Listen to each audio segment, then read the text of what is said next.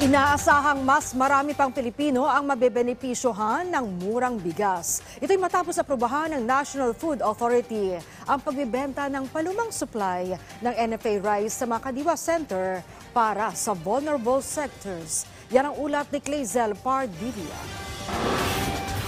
Pilit na pinagkakasya ng single mother na si Arlene ang sahod niya bilang kasambahay. Mahirap pero kailangan dumiskarte, lalo't mahal ang presyo ng bigas. Kahit toyo lang, mantika, okay na yun. Ang bigas kasi hindi mo na basta-basta, lalo yun talaga ang pangkain ng isang buong pamilya eh.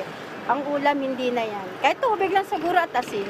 Sa price monitoring ng Department of Agriculture, naglalaro sa 45 hanggang 65 pesos ang kada kilo ng imported at lokal na bigas. Todo tipid tuloy si Charlene. Dati kasi nakakabili pa ako ng 10 kilo, ganyan. Ngayon mga 5 kilo lang muna, ganyan. Para matulungan ang pinakamahirap na Pilipinong makabili ng murang bigas, inaprubahan na ng National Food Authority Council ang pagbibenta ng palumang supply ng NFA rice sa mga Kadiwa Center. Ibibenta ito sa halagang 29 pesos kada kilo para sa mga solo parent, nakatatanda, may kapansanan at indigenous people o vulnerable sector na abot sa 6.9 na milyong pamilya. Ang programa natin na Bigas 29 ay para magkaroon ng access, especially yung ating mga kababayang may hirap dito sa murang bigas. Nire-release yung mga aging stocks para hindi rin masira. Lahat ng ilalabas na aging stocks ay certified as magandang quality pa. Maaring makabili ng 10 kilong bigas bawat pamilya kada buwan, kaya inaasahang papalo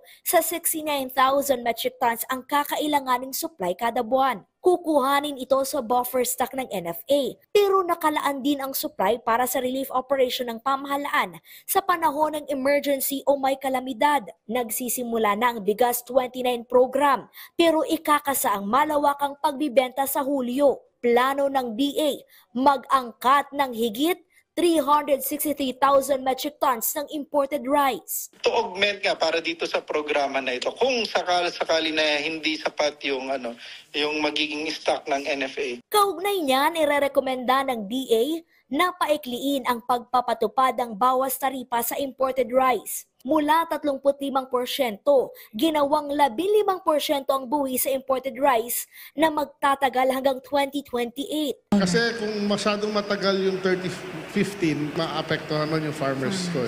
Yung 6 months to 1 year or 1 year at may review every 4 months, well, that was the recommendation from the industry. Yan ang suggestion ng industriya. Welcome ang hakbang na ito sa ilang grupo ng magsasaka, pero isusulong pa rin na ipako ang taripa. So pagka pumasok po yung main harvest bandang last quarter of this year, and then imports will be cheaper, di ba? Presumably, and because of the world prices probably declining and the lower tariff. So we're very concerned na babagsak talaga yung presyo ng palay. So marami na pong mga farmers ang lumalapit sa amin, sinasabi, yung iba nagdadalawang isip na magtanim pa kasi yung nga baka malugi lang sila pagdating po ng anihan. Clazel Pardilla para sa Pambansang TV sa Bagong Pilipinas.